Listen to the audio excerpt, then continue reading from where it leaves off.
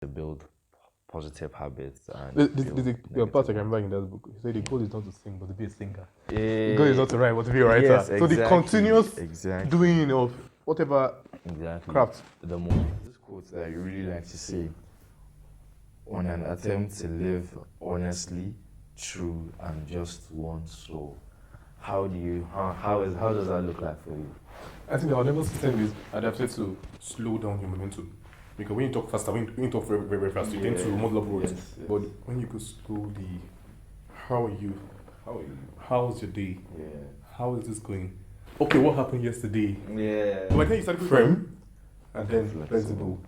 So there are times that come for firmness and there are times that come for flexibility. We have to find a balance between those two. But after this, I'm not going to see you again. The only thing that you have of me in your head is my memories and my character. Oh, I can call you and we travel. Today is my birthday. And for my 23rd birthday, I'll be having Kukawa Mohammed ask me some questions of my understandings and all I have perceived and practiced through life and my stay here at the American University of Nigeria. Kukawa is one person that has made my stay here at the UN much more adventurous than it would have been if he wasn't here, if I didn't meet him. So, over to you. Wow, 23 sounds insane. How does that feel like for you? I think age is something that you gradually get to, and with aging you get smarter, you get wiser. Experiences help you to make your life much more interesting to live. You get firmer in your beliefs, and you mold the beliefs that make you strong. And you get to be much more calm and objective because you've seen lots of bullshit in the past, and now you're no longer worked up with certain things. You now know how to cope through this. I feel like the wisdom is gathering up. But now, 23 here in AUN, how does that look like for you? Like, what experiences have you had in AUN in particular that shaped you? Especially what particular angle are we looking at? Okay, I think we should start with relationships. Generally with guys, ladies. Yeah, let's start with general. Firstly, okay, when I came to AUN, I was very excited because I saw lots of cool people and lots of people wanted to have something to do with either academic wise, professionally, as it relates to film,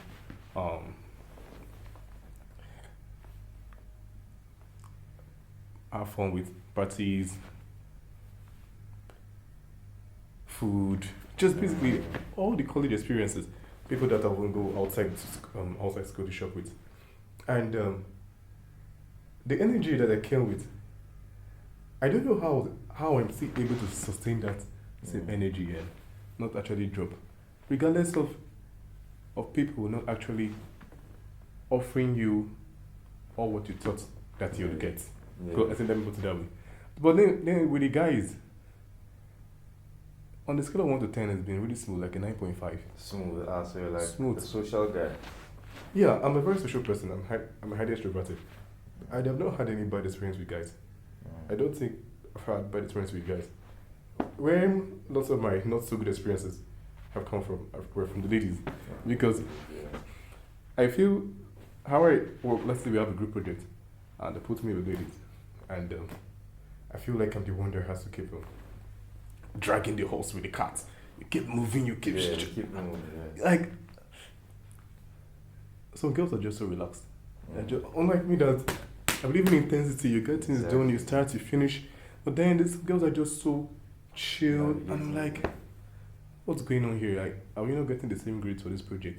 Basically, what's just going on? So, and with the instructors now, I've enjoyed the teachers here in the school. It's been like, they're not just teaching me, but they're interacting. They're being my friend in class. And I learn by talking. So when the instructor was talking, we talk too, we communicate, and they seem very friendly, and they keep that energy so that you can enjoy their class and they too will enjoy you. Basically. Yes, most of them are that way. Most of them are just that way.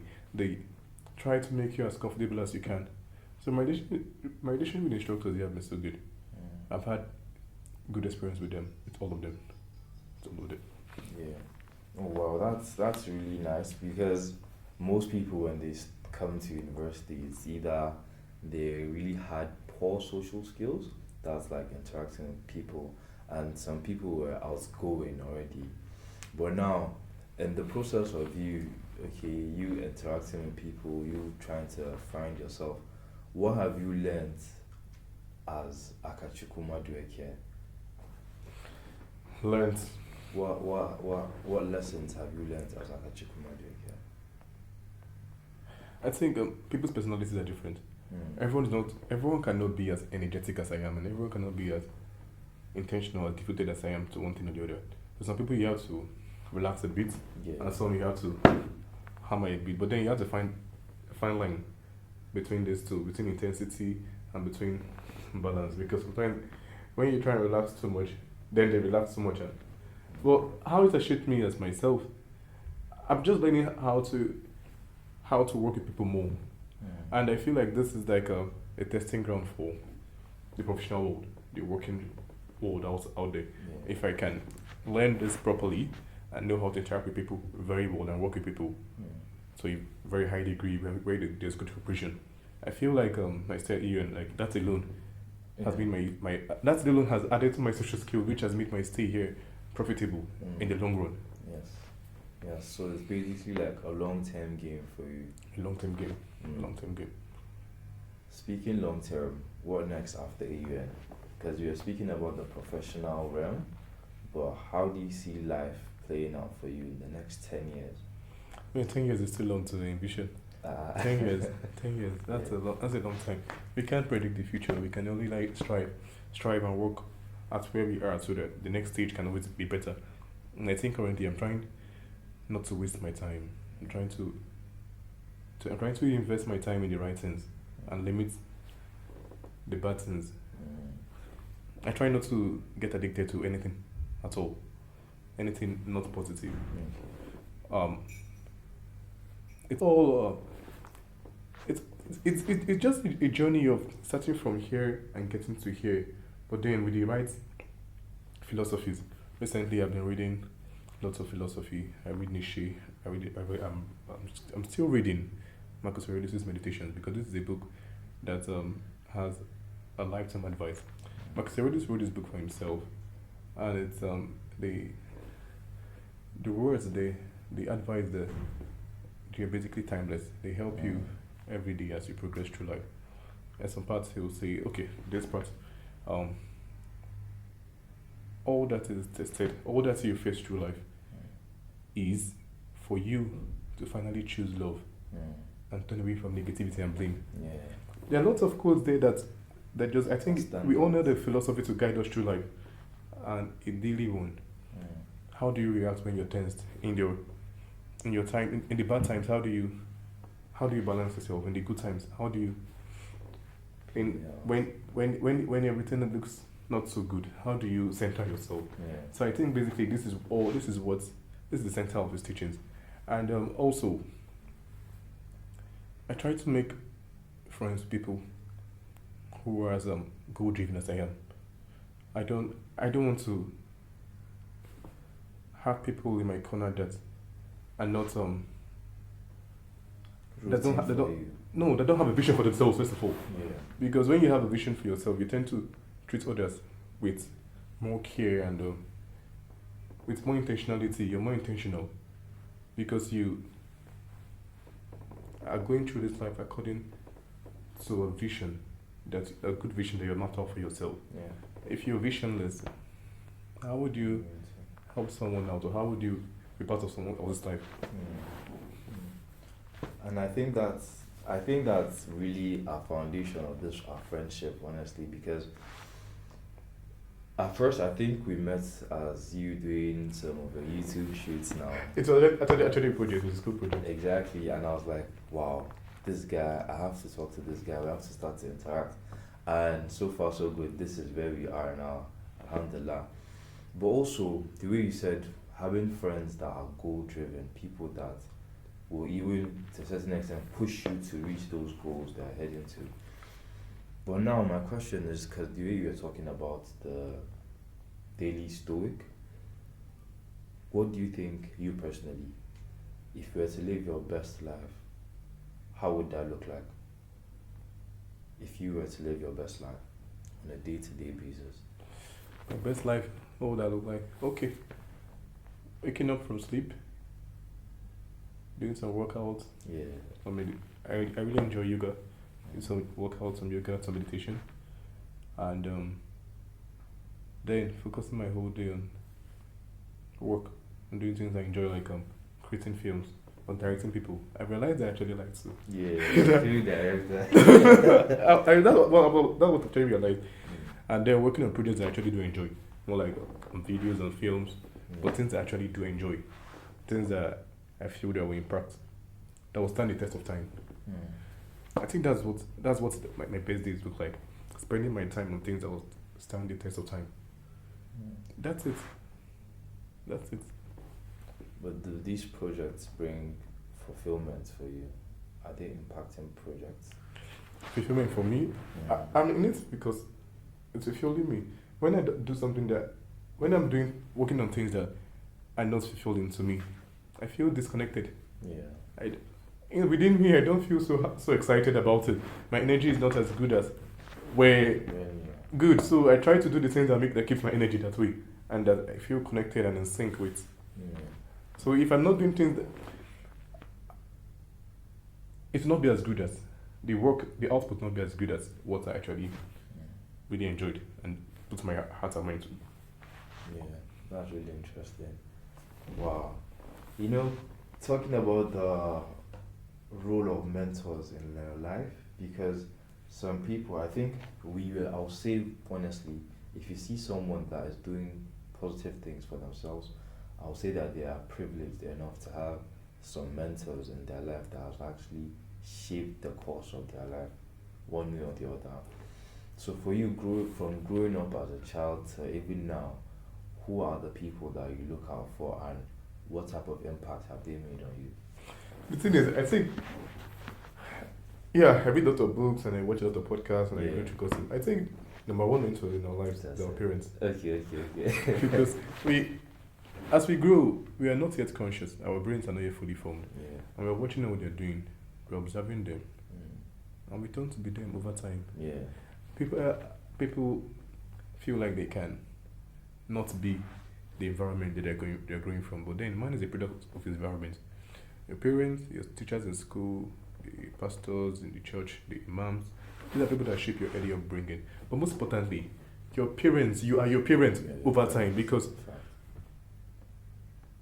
they imprint on you what you just absorb by osmosis. Osmosis is the movement of lower molecules from the region of higher concentration. So you're just absorbing what they are doing and watching them unconsciously. And when you get conscious, you tend to do things the way they did, because this is the imprint that you got when your brain was still premature. So parents, one. Secondly, the books and courses I read. I've mentioned a lot of. I think one of the most impactful books I've read so far. The books. Okay, I think one of the most impactful books I've read so far. It should be Meditations by Aurelius. Again, Meditations. Also, Jordan Peterson's books. His 12 Rules for Life was a really good one. It was a really good one. And then we get into the philosophy. Friedrich Nietzsche's Gospel Zarathustra. That book is good. Nietzsche talks about slave morality and master morality. And we cannot follow the crowd. You have to develop yourself as an individual man. To be a master, to be at the top. You cannot be wanting peace from the government and society to treat you good and society to be harmonious, because that cannot happen.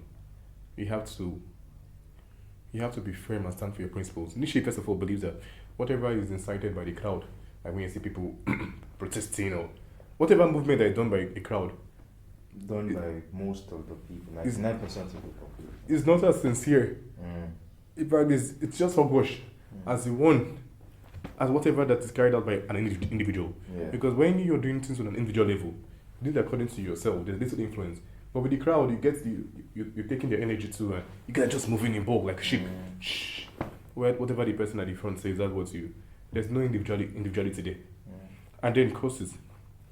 Recently, I've been enjoying Judah Peterson's personality course. Yeah, I What you know, talk I know about you always talk about personality it. trait. Yeah. And Ty Lopez 6-7 steps program. No, the program is really good. He talks a lot about principles that should guide to one life. He talks about to get what he wants, you have to deserve what he wants. He talks about how to stay healthy, do not be chasing money and lose your health. How friendships and meaningful relationships make most of our life meaningful. And basically how to choose friends, how to pick friends, how to live a life where the four stratas are balanced: your health, your money, he calls it health, wealth, love and happiness. Yeah. So if you're healthy, you're wealthy, you have love, you have a romantic partner and good friends around you. On a scale of 1 to 5, you're 4 points and above. Yeah, fine. Because your life is basically balanced. You're not lacking any of the areas that sustain that kind of sustains the balance and fulfilled life. Yeah. His program is all about maintaining this health, wealth, love, happiness. So I think this has been the most impactful, apart from all the philosophy I read about Camus, books, Friedrich Nietzsche, Immanuel Kant, Dostoevsky. Wow, you're really deep in philosophy. Nah, they help you ground how you think and how you absorb things through life. And I'm extremely extroverted, so to make less mistakes, I hate to have these principles always. I have some on my phone that once I just open, like they're there already. I think once I put my notes. So like when you see these things, you calm down, Yeah, you like pause as a reminder. before you act. That's really interesting. Let me just look up some questions here.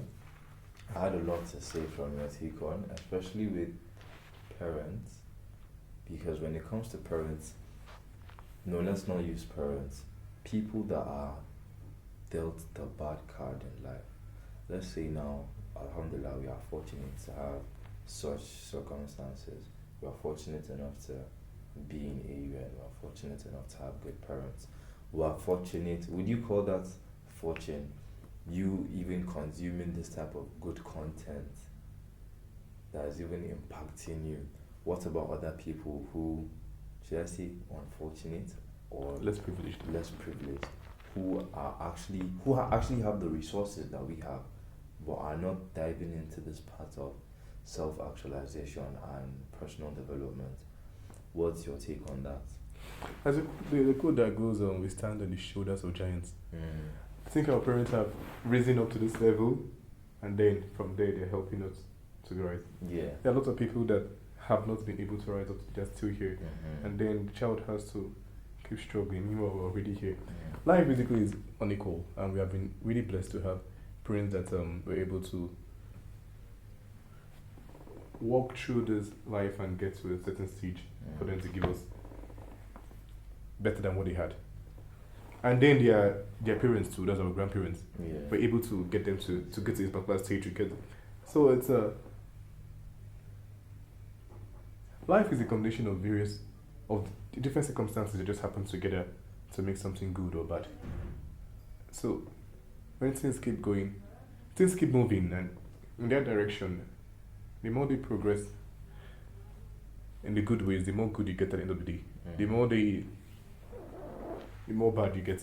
Our parents are where they are because they had good backing, they had good parents, and they had a good drive. They had drive and motivation to keep striving. And now they are there.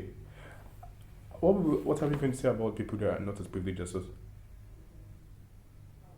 Or who have the same resources as us but aren't diving towards that part of improving themselves? Well, everyone finds themselves at the end of the day.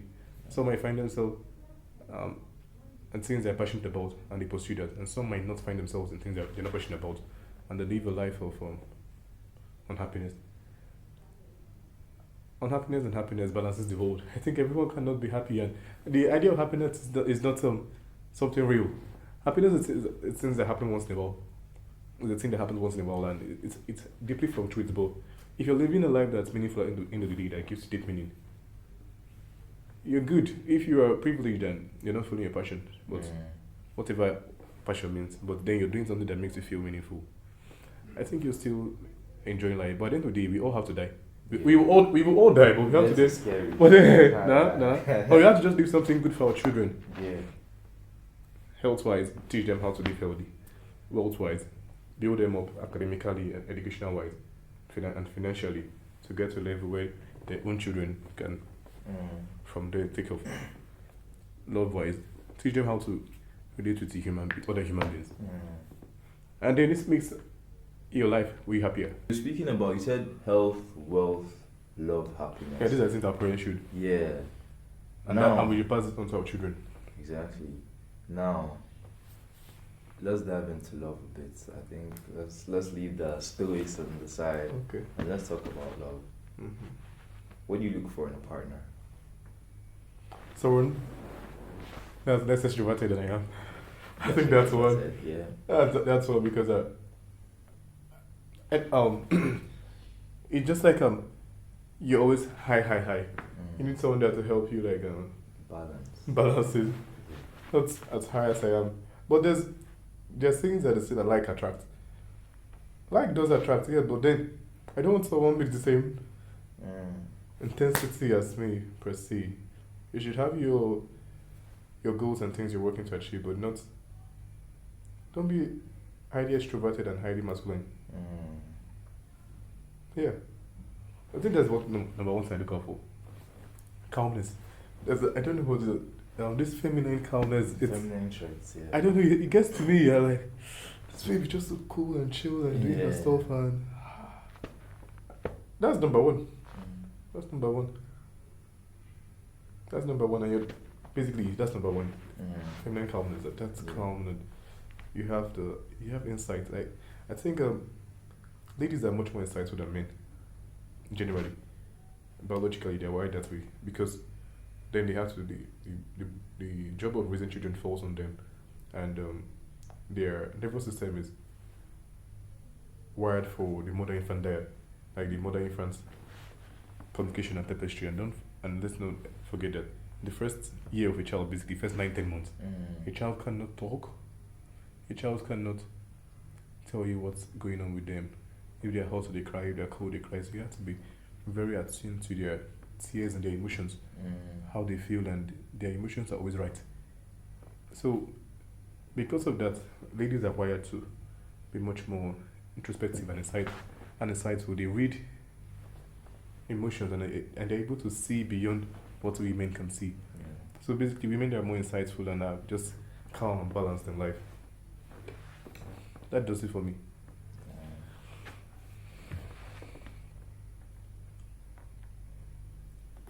If in any way you could like improve your relationship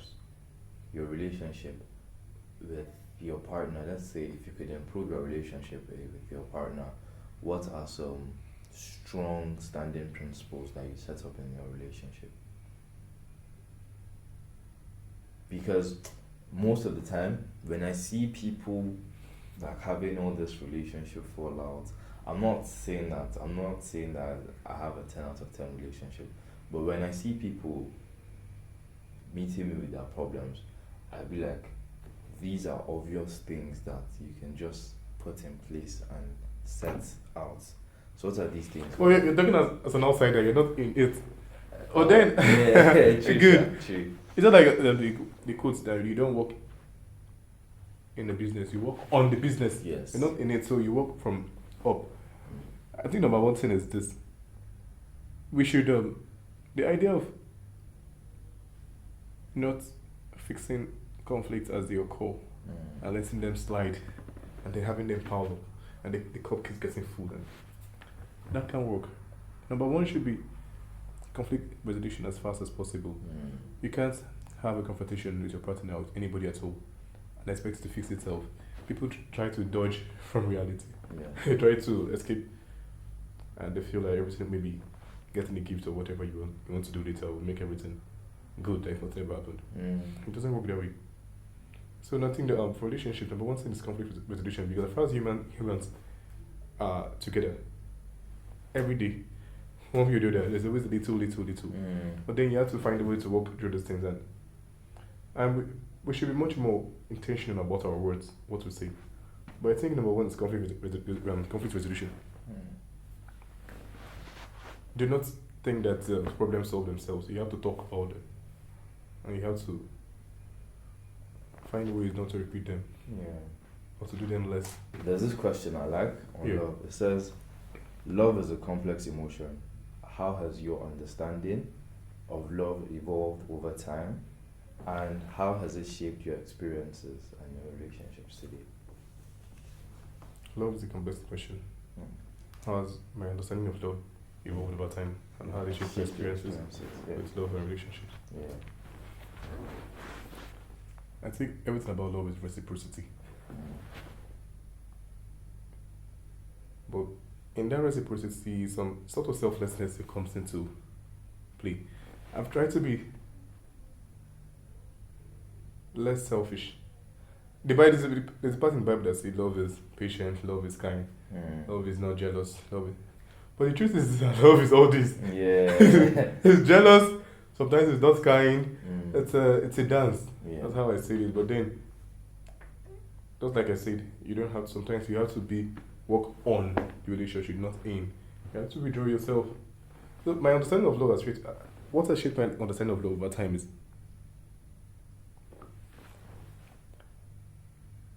I've realized that I'm different. I'm not the same to other people in terms of personality. Sometimes I could take things less serious than someone else would.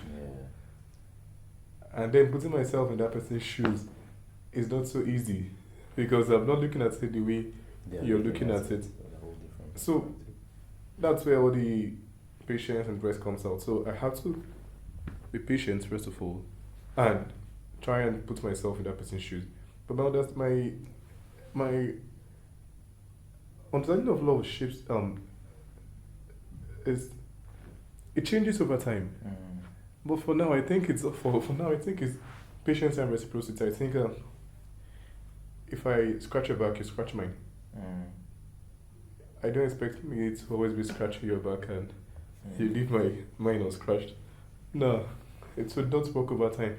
We have to keep giving. You just try your best to keep giving me. And me, I try my best to keep giving you. And it keeps growing. The love just keeps growing. But when it's only me giving, or only you giving, whatever you're giving, it could be your energy, your time, your resources, whatever you're just contributing to make this relationship blossom. Because your happiness is my happiness and vice versa. So my understanding of love is shaping over time. For now, this is stage that, and I hope maybe it might change over time, but I think this is the most optimal stage. Reciprocity. I can't be an 80 and you be a 40. Nah, there's no balance. There's no balance there. You know, in this modern day and age where everybody feels so entitled, you know, I don't think this is how it was during our parents' time, like from 1960s. But now these Gen Zs, I've came to understand that most of us, the way you say it, we don't want to meet at that 50-50, and it's very hard to find someone that when you're at 80, they can take you to that 20. Do you understand? So how do you think it's different, like the dating age now in this 24th century, with its complexity? Am I the right person to answer this question? Because I've had a long-term relationship with one person. And she always tried to fix issues. Like she didn't allow the breeze, allow the breeze to fix stuff. You talked about people being entitled. One way or the other, we're all entitled. But I feel in that your entitlement, she considered the other person to has some needs that has to be met. And apart from the person having some needs that has to be met, you need to communicate these needs. Entitlement comes from not communicating what you deeply desire.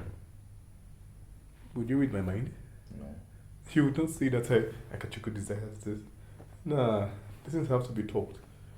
And there are a lot of topics that we are not confident or we are not taught or we are not trained or we are not as vulnerable as we could to talk these things out. And then they keep building up resentment in one way or the other because these things are left unsaid. Compound. They keep compounding. So, regardless of how entitled they are, I think you just have to build a fortitude and the trust to talk about whatever with whoever you are with. Talking about things changes a lot. If you I was listening to a podcast by Jordan Peterson some months ago. He was like, you should design your life how you want it to be with you and your partner. Now, if you come back from work and you want your wife to hug you and say, darling, you're back from work, how are you doing today? And give you a kiss and then take your bath and remove your tie. You communicate this, and you keep doing it, you keep trying it with your partner every day. And not when you're back from work, wife is like, the kids have been disturbing me since. No. Good. basically, that's it. Yes. You should create an intentional design, and yourself and your partner should try to keep up to it. I really love that, honestly, because relationships are things that I want to personally go into. Not a relationship, but actually relationship counseling and all these things. Okay, I know you started going to the gym. What does that look like now? I see in progress. Are you not seeing progress? Flex your muscles. Exactly, you can't see my muscles because I'm wearing a corporate long sleeve shirt. What was your why? My why? I feel that when you can handle these ions in the gym, you can handle the bullshit life throws at you. Yeah. That's my why. Sometimes I realize that when you're not in a good mood, when I'm not in a good mood, and then I use the gym, over time, my mood becomes better. The body releases some endorphins while you work out. And I think the stress hormone is cortisol, right? Yeah. So let's say there are a lot of cortisol in your body, and then you go hit the gym or you go on a jog. You feel a hike and the adrenaline, and then the endorphin kicks in, and you feel much more active and happier than you were before. So I think helps me in mood regulation. It helps me to exert my energy because I have so much energy. Yeah. And the gym is a place to actually exhaust that energy. Even if it doesn't exhaust it, but then at least I disperse a lot of energy there. You lift this, you do this, run on the treadmill.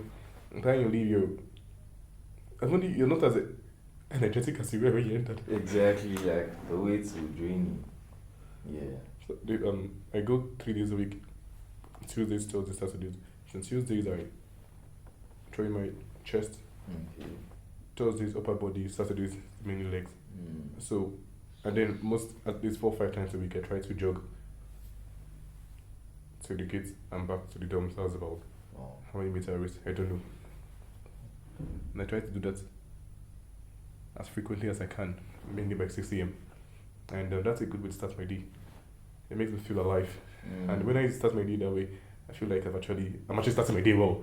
Unlike when you just lay in your bed. Well, I can't start my day that way. Then you're in bed, you're pressing your phone. When it's time for class, you rush out. Exactly. No. I don't know. I can't.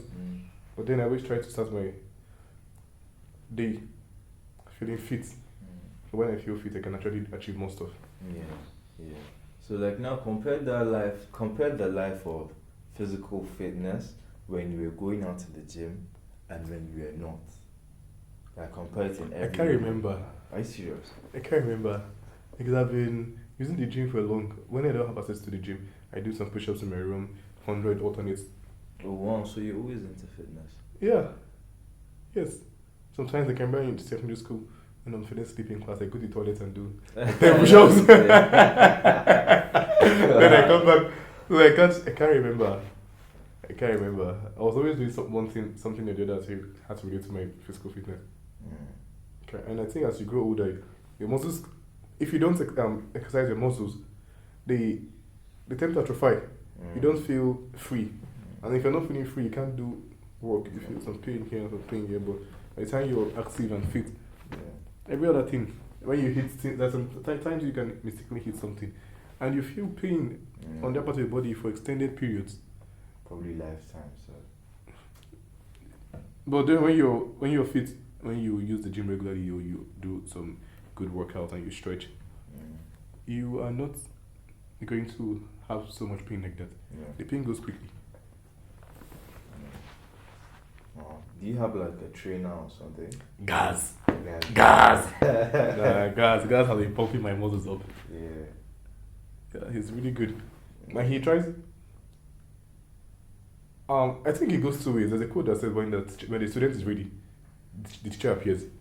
So because I'm ready and I'm disciplined and I'm dedicated and I'm devoted, and I take my fitness like prayers, my gym days. Same way you don't miss your prayers.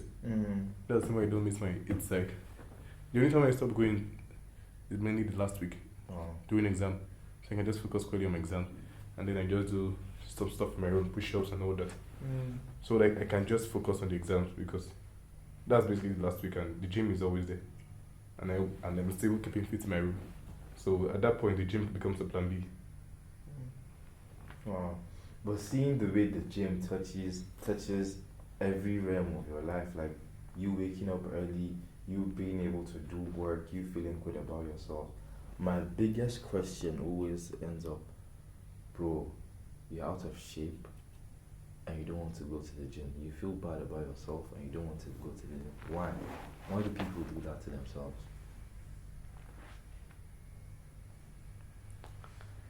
Laziness is such a broad word to use to just say laziness. It doesn't really answer the questions. But I think it's many people give up before they start because they see that they will not be able to maintain this, they will not be able to sustain this. I think the core word is discipline. Discipline. You're not disciplined enough. Because discipline comes with commitment. Discipline comes with focus and drive. Whether you like it or not, you have to be here like 6 p.m. every day. Something that you have to train your brain. So I've realized that most people are not actually disciplined. And discipline is something that you cultivate over time. It's like a muscle. My muscles were maybe pale before. As I go to the gym, you get tougher, and that's what discipline like a muscle. You keep training it. The more you keep to these strict rules you've created for yourself, the more your body already blends into it. Exactly. Even on days when you don't feel like doing, you just do it because you're really like your body's already getting attuned to that. Yeah. Wow. They said the gym hits. The way he said it, any skill you have is like you training a muscle to it. And I can see that your camera confidence is really top notch, honestly. You have a YouTube channel? I have a podcast. Yeah. I've done this for long. Wow. I've done this for a long time. So basically, I feel that just like you say, the muscles, when you're training the muscles, there's a quote that by Nietzsche, that to be good at any field, you have to be a slave to that field for a long time. When he means a slave, you have to serve that field, you have to grind in that field painstakingly. Yeah. And over time, you get skilled at it. But then you have to pay the price with your time, energy for years. In terms of YouTube, I think I started doing videos up it's almost 3 or 2 years now. 3 years. 2 or 3 years. And I mainly do long form content. 1 hour plus. It's a game changer. Really? Because you're able to objectively see yourself in front of the camera while editing and watch yourself just like this is me and then that's me. But then I'm detached and I'm seeing this human being and his attributes and his character and how he interacts with someone else and how he's able to pause and listen to the other person and how sometimes he interjects. You're able to objectively scrutinize yourself, see where you did not perform well and where you should have done better, where you should have allowed your guest to talk more. The beauty of hosting a podcast, you know how to set up an event,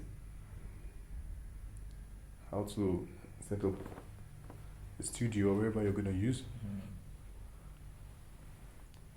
You link up with strangers like you don't even know. Your communication skills, your confidence skills, everything goes up. Yeah. Because you're going outside things that you're not super comfortable with. And you keep doing this thing again and again. That muscle keep getting firmer. Yes. And then you're able to do this with little to no friction. Because you've done this again and again and again. Yeah. So I think at this point I can basically talk to anyone I want to. And very relaxed because I've done it over time, multiple times. Yeah. So now it's like I'm just conversing. Yeah, it's just like a conversation. How was your day? How are you doing? Yeah. Wow. But you said it was like frictionless. So when you were starting, what problems did you have? Because most people, when I know when they're starting, they have maybe people who see me, I'm scared of being in the camera. What problems did you personally face and how did you overcome them? Practice. Yeah. I kept practicing. I did a poetry series. I enjoyed poetry, so I called on my friends and we read Ruby Calls Milk and Honey. There are 3 chapters. So I read the first one with a girl, the second one with a guy, the third one with a girl, the last one myself. So there are 4 chapters. And the more I did this, the more I invited people. Sometimes I just invite people and we host a podcast and I don't upload it. I film everything and I watch it. The more or every form of restriction, like scared of camera and all that stuff, just flee away. At the beginning, it's always there, yeah, but when you do that more frequently, it goes. I think the number one thing that I faced was I felt that my words sometimes I might not my words might repeat. I might stammer in some places, but then I felt over time I felt comfortable with that. I feel like okay, you can just try and slow down your momentum. Because when you talk faster, when you talk very, very, very fast, you tend to muddle up words. Yes. But when you go slowly, how are you? How's your day? Yeah. How is this going? Okay, what happened yesterday? Yeah. But by the time you start going faster, it tends to keep interjecting. So I think I learned sometimes you just have to slow your pace. Wow. The fact that one day in the next 10 years I'll sit down and I'll be watching this video. It's so beautiful, it's good. It's so beautiful, do you understand? And honestly, everybody needs to be able to put themselves in these type of, the way you said, uncomfortable situations. Because I just imagine if you're always living on the sidelines, you never know what should I improve about myself. Like the way you said about speaking, about pacing, all these things are things that actually matter. But speaking about 10 years, do you see yourself actually doing this YouTube as a full-time occupation? If I'll be doing this YouTube in the next 10 years, yeah. Well, my podcast is something that I can always do, regardless of where I am at whatever point in time. Because it's more of getting a guest and hearing their views and their opinions on the subject. And then I tell you, the guest, to my own views in that subject and we come to a middle line in most cases. We bring a point, I bring my point together. There's no, this is it. Good, so we are discussing, it's a discussion. We are sharing views. So I see myself doing this anytime. Though it's not something I make money from, but then it's something that is beautiful. And beautiful in the short term and in the long run. Because you're able to talk about complex subjects with people that are different from you. They have total different background and upbringing and views on particular subjects. And they talk about this freely with you and openly. I mean, it's beautiful. What about you said you want to get paid. You obviously want to monetize your content in the long run. I dream of working with the Daily Wire and this big media house that I truly admire. To be part of the people working on this podcast, on their podcast. And then, of course, I'll be featured in some of the episodes. But while I'm there, I'll see the bigger picture, the marketing, it's a big company. So I get to see many angles, unlike from what I'm doing. So I get to see traveling into places to shoot and other. That sounds like an ideal lifestyle. Let's talk about play. Like exceptional play. Play. I realize that everything in life is play.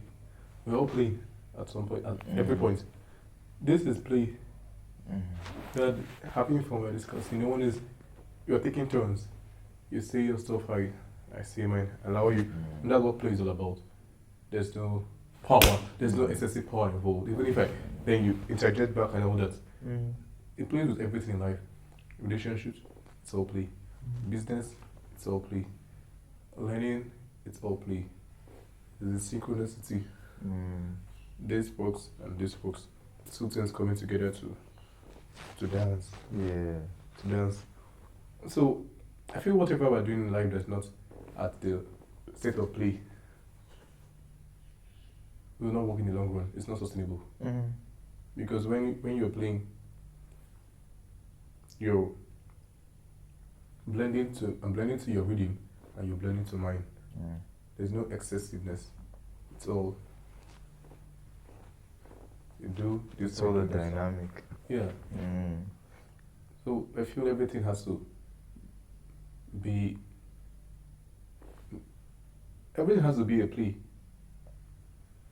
There should be no you keep me in check, I keep you in check. Good. I don't go too high, and when I go too high, that's what I am. And then you're like this. That's where autocratism comes in. That's the whole autocratic system. Then that's where real power and oppression comes in. Do I really feel so fulfilled oppressing? Do you think humans feel super fulfilled when you're oppressing others? Like in power dynamics? Yeah, when I'm so high and then you do watching. What do you think? You know, there are very, thank you for bringing that up. There are very extreme sides to this, do you understand? There are points where people will take this extreme side of being this macho man, where they don't in any way display any form of emotions or bring themselves to a lower caliber to be able to, you said, maybe bare minimum communicate with someone. That's the macho man extreme. Then there's also this floor of people that are actually weak in a way. I'm bringing it in gender dynamics. A weak man is not fit. Do you understand what I'm trying to say? Weak man is not fit. It's not fit. Okay. Do you understand? I feel like it's best to have this balance in between where you're a man of your principles and you stand by your principles. Yes. But you're also a man that can bring yourself down to be able to. It's all about emotional emotional intelligence. You know, in Max Aurelius' meditations, there's a part that he wrote, and I've been thinking about that for a long time. We should be flexible and firm. It's okay to be firm and flexible. So there are times that come for firmness and toughness, and you have to stand your ground. Definitely. And there are times that comes for I allow your views and what you have to say to influence my views, my decision, and I have to be less rigid. So there are times that comes for that type of. Yes. So you can't always work with. Sometimes you have to allow the other party to have some say in your actions. So that person's actions to the other person's views to be expressed too. You can't only be one person. But at times, don't you feel like when you're too feeble, don't you think people take advantage of you in that sense? You have to get a balance. There has to be a balance. So back to what you said, firm and then flexible.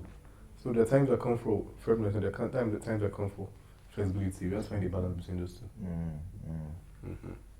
How do you handle friendships? Same way I handle play. Same play we talked about. Yes. Scratch my back, I scratch yours. Play. We are always playing. You get things of value from me, I do get things of value from you. I value your time, you value mine. I respect you. It's all play. It's a whole dynamic, yeah. That's cool. uh, so what else? Let me see what else do I have on my list.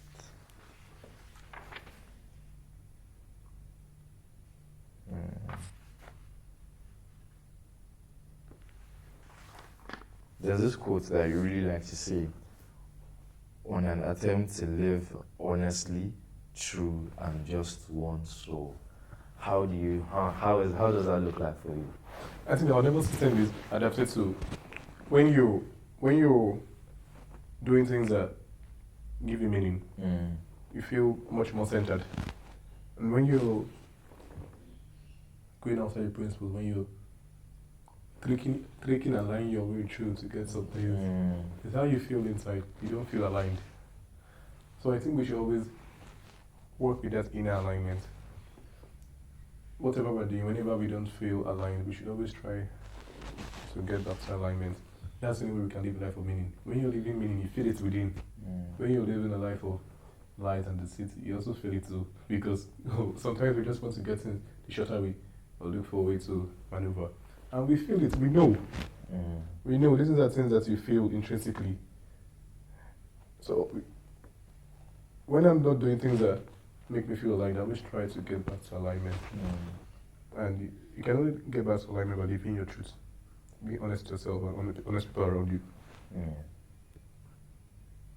You see that sometimes when you tell lies, it's how you feel, you don't feel good, it's how you feel inside. Good, so I try to tell less lies, or not even lie at all. So that I can have a beautiful adventure with my life. Because lies is fake. It's not real. You're trying to create an artificial world. It's not. It's unsustainable. And it doesn't give meaning and instead of happiness and reflection, because there are lots of things that you reflect and think about, and you feel regret and you feel, why did I even do that? Why? Like, what was the point? So I try to always live in a way that when I look back, like, I think you did your best with this, you handled this well, you did this well. Little to no regrets.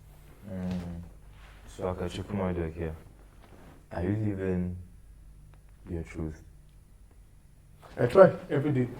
It's a daily struggle. You as an individual? Yeah, I do try every day. It's not, I can't tell you yes I am or no I'm not. Because every day I keep trying. I try to do more of the things that I genuinely want to do. I try to interact with more people that I want to interact with. I try to live positivity with people that I meet.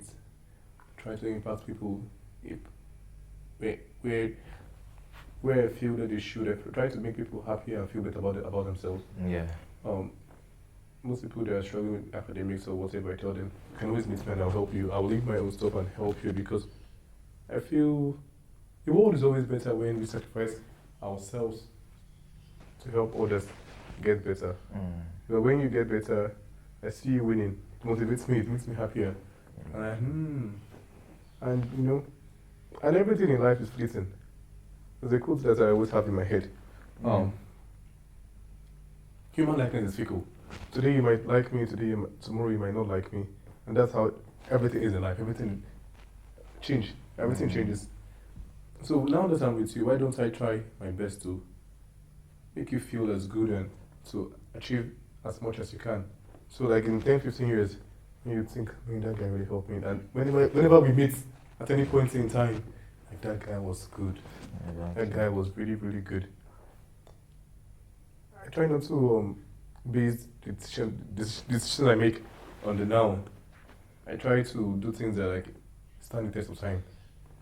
And in the long time, like, that guy was solid. Exactly. And I honestly think this is the best way to live. It is there, that way. What is tomorrow? Do you understand? What if now we leave here and Akachukwu is no more? The type of memories that I'll have, let's say now you're someone who actually, I'm not saying you have to kiss everybody's ass, but let's say now you're someone that you treated me bad. I didn't like your mannerisms, I didn't like your character. That is how I would remember you. Because, especially in this university setting, I'm looking at it like, now this is just a 4-year It's just a 4 year step. Unfortunately, mine is 5 years. Why are you saying unfortunately? It's not unfortunately. 5 years, a whole year is a lot. Mhm, Yeah, mhm. but after this, I'm not going to see you again. The only thing that you have of me in your head is my memories and my character. Oh, I can call you and we travel. No, what if I'm under the grave? Do you understand? Under the grave? Exactly. Oh, that's the only thing that's. Exactly, that's So certain. you're back. If you have that in mind, my advice is anybody that you try to meet, Try to leave a lasting memory with them. exactly, and also just sprinkle some kindness there. Be a good person in general, honestly. There's a quote I have on my notes app on my Okay. phone. That's the first thing I actually see when I open my phone's Google Plus. Your luck increases by the amount of people you are able to meaningfully connect with. Nice, nice. Your luck increases by the amount of people you are able to connect with meaningfully. Let me read this verbatim. Your luck increases by the amount of people you're able to meaningfully connect with. So if I do not leave a lasting impression, positive impression that helps you at your journey in life at that point in time, in future, what are the chances of me of working together in a deep way? Because then when you're building connections with people meaningfully, you already develop trust, you develop some a bond, you develop friendship, and this friendship grows over time, and this trust grows over time. So if I'm able to meaningfully connect with person A or person B and person C, and I just keep doing it randomly,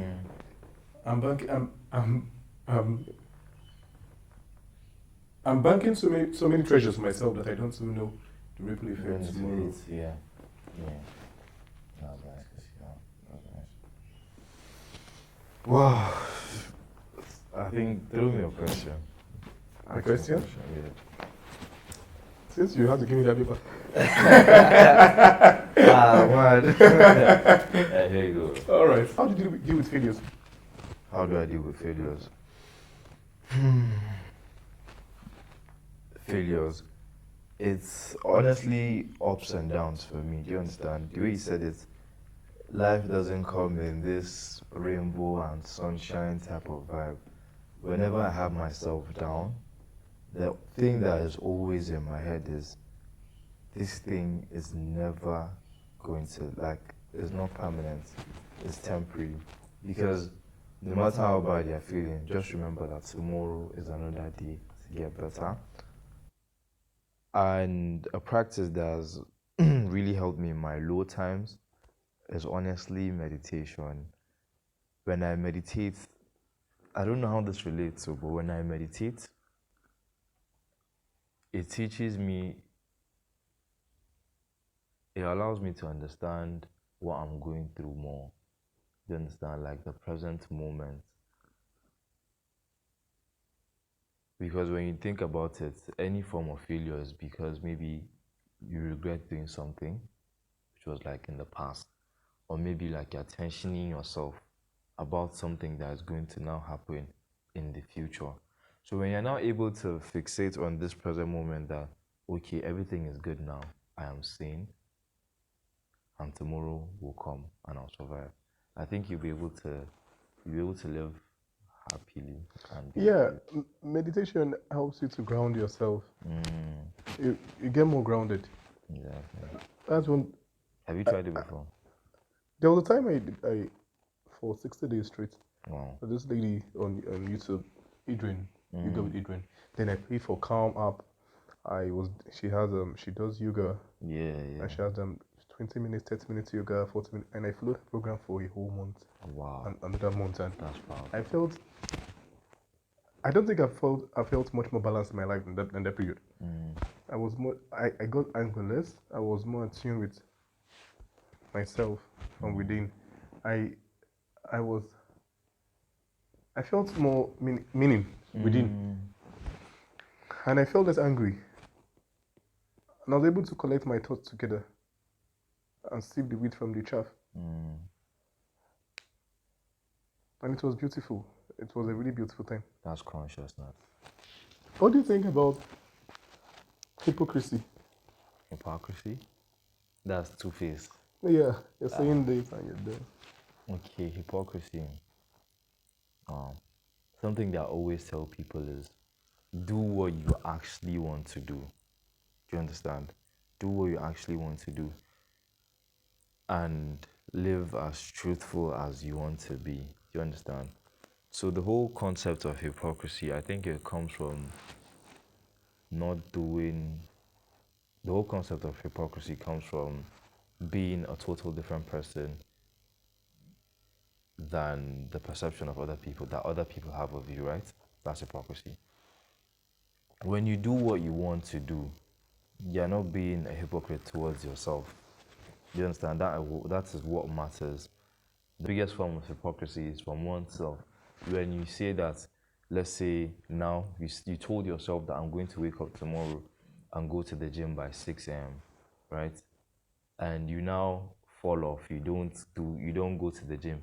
That is actually a form of hypocrisy. And you're now stacking beliefs about yourself that this is the type of person that I am. I'm the type of person who doesn't commit to my words, and that is also a form of hypocrisy. But I feel like hypocrisy, there should be another party involved, like a thing. You're showing the outside world that this is what you are, but then inside, that's not what you are. Because okay, there's a part in the Bible that says do not listen to the Pharisees and what they say, but do not practice as they do. Do not practice as they do. Some people that they preach good, but their actions don't reflect good. So I think that's the bulk of hypocrisy. Are your actions matching your words, or your words are different and your actions are different? Because really, if you want to know people, you look at the real actions. Not necessarily words are cheap, but then are you backing it up? Yeah. That's honestly hard, especially as an influence. Let's say the perception that people have of you is this productive guy, hardworking guy that is always on the go. But at times, That's always grinding. exactly, That keeps moving. that keeps moving. But at times, I'll have my rainy days. I have days when I actually don't want to do it, and I don't end up doing it, and I feel bad about myself. And I believe that is okay. That is okay. So that you can bounce back and continue. Exactly. I know that the type of person that I am, type of person I believe I am, is someone that will eventually get back from this. And I don't think anyone is responsible to hold me accountable for my own progress. Exactly. I really enjoy your newsletter. Wow. That's Substack. Why did you start? Why did I start? Yeah. When I started making self-improvement videos in general, I found out that it all comes down to one base, and that is writing. From the YouTube scripts I write is writing. From the quotes I make and publish is writing. Every single thing that is the base of my content creation is writing. And I actually enjoy writing because I was someone that, since from the beginning, enjoys journaling. So eventually, as I was making progress and I was actually gathering a decent amount of fan base, let me call them, I saw that the best way to communicate and to go in depth is through writing. People enjoy it's through writing, honestly. And funny enough, I never found myself to be a writer. It's just something that, now I write letters and I publish them every Sunday. And so far, so good. It's been good.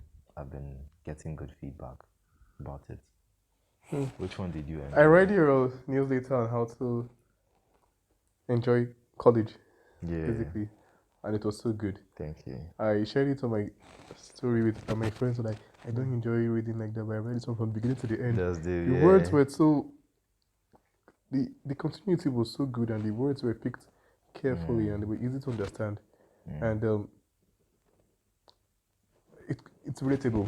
Whoever, anyone that was in college could Yeah. And I was like, wow, I could see the progression of your writing. Before they were not as they were the Substantial. no the words were not as the flow was not as good as the, the one you wrote 2 weeks ago, because I think the one I saw yesterday. I'm not doing it yet, but I could see a gradual improvement. You see things about doing things again and again and again and again. You keep getting good at It it. compounds. Yes. Whatever you start doing, it doesn't, and you keep doing that over time. You keep getting better and better and better and better. And that's what I noticed with your newsletters. They're good. Thank you very much. They're so good. I don't. Anytime I read one, I always go tell you, no, they are so good. They're But really, honestly, really good. that's something I'm afraid of.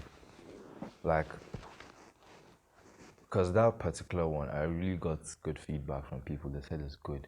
But now, my biggest fear is now, what if I don't meet up to the standards of the next Don't think about that. Keep doing what you're doing. Honestly. Keep doing what you're doing. Don't think about that. I try not my best not to think about if the next one will be as good as the previous one. I just keep going. I keep going. I keep doing. I think everything compounds. Yeah, but then you realize that what you did 3 years ago will not be as good as what you're doing now. Yeah. So look at it in the whole. Don't look at it as this one, then this one. Look at it in group form. And what do you think about once our feeble nature as humans? Because I realize that we fall short a lot of times. We are fallible. Do you accept your fallibility as a human being? Like me making mistakes and all that. Oh, bro, I make. You're not things that you promise yourself not to do. You see yourself still doing those doing. things. I do that a lot because I fall. I think the way I said it, everybody should be allowed to fall off sometimes, because we have this hustle culture, this productivity culture where we keep moving each and every single day. We wake up and grind. But I'm a human being. I get tired. I get depressed. I get sad about some things, and that pressure, I don't think it's healthy. So the best way to approach you making these type of mistakes is actually accepting that you will actually make these mistakes. Like recently, I found myself in a deep rut. Honestly, I was doing all the things that I said I won't be doing. I don't want to go into details, but I was living my worst nightmare, basically under my potential. And the only thing that saved me, and the only thing that I would say saved me, was because I told myself that, Cooks, now we are down. We are not at the top. We are not at the top anymore. Before we get back to the top, let's give ourselves time. Maybe tomorrow, I'll wake up early. Next tomorrow, I'll try and sleep earlier. Do you understand? All these tiny progressions is what has actually allowed me to be like, okay, that's cool. I'll get back tomorrow. And once you have this mindset, I think you'll not lose, because the person that is always beating themselves up for failure, that is the person that you definitely win him in the long run. Because once he falls, you can't get back up.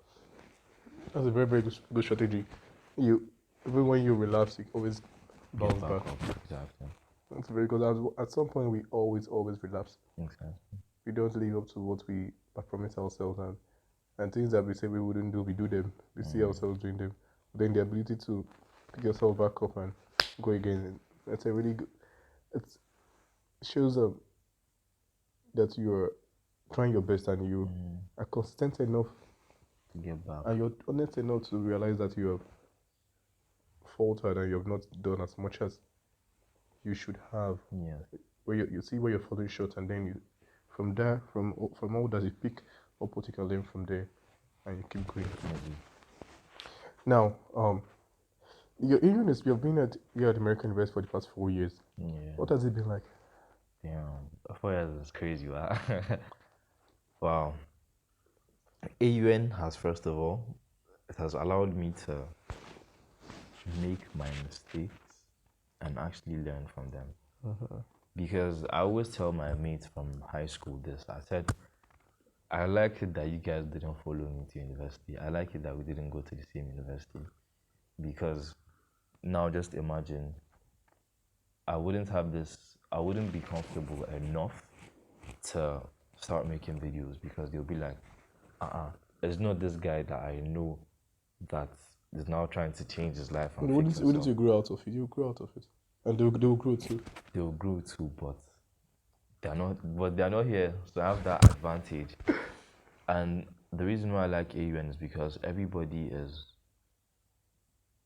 the people here are honestly great people. Do you understand? People here are people that mind their business and respect your boundaries. Unlike the way I hear, I'm not trying to compare other schools, but the way I hear in some universities of gossip breakouts and some unnecessary matters spilling out, I don't think that's a healthy environment to live. So what do you think about free speech here? Do you think you can say whatever you intend with zero repercussion? Yeah. Do people actually disturb themselves about these things in AUN? Ask yourself. Yeah. People give subtle cues, like you shouldn't be saying that. Yeah, definitely. From their body language, and they respond to you. You know that since you're crossing the line. And apart from that, okay, there on free speech here at AUN. I don't think I've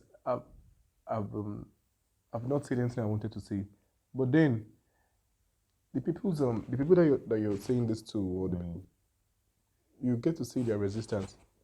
So I think everyone here checks themselves. I asked a girl some time ago, why are you always so calm and quiet? And she told me, because if I'm super extroverted out there, people don't like me. I was like, wow. I was like, wow. Yeah. So there are people that actually living this way. Because me, like, I never cared. I do my things, I say what I want to say, and I keep going. And then this girl is always quiet in class and she doesn't talk, and she's telling me because people don't like her. So people are not really living as true as they want because of people's likeness.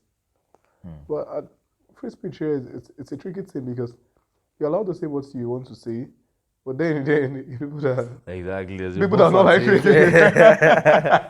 Exactly. But then you have to not care because you have to speak your truth. You can't keep changing. You can't say because of the people I won't say what I want to say.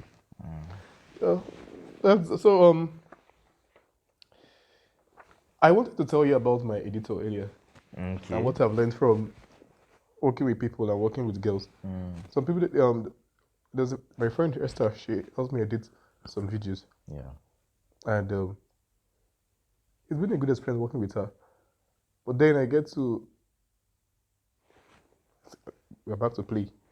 I get to say, you're not doing this well, or you should work on this part, on communication better. If you're having difficulty anywhere, you tell me, so I'll know where I can come in and not just keep silent. So I think I'm able to say what I'm saying as it is and not shy away from it, because if I do shy away from that, it will affect my work, and as well, it will affect you, and you too, you're not growing, because you need some sort of competition to grow. If you're so relaxed and no one is telling you this is not how, it's better this way, where can I help? There's no room for growth. So I've been able to say what I intend to say as it relates to the work. And I'm learning more to work with people on, she's my friend, yes, but then on the business, business level. Also your editor. She's also my editor. And it's been cool. I like her editing style. But the most beautiful thing about it is what I'm learning from the experience and what she's learning as well. Yeah. And then, on youth, I was watching this Jordan Peterson's Vision and Destiny.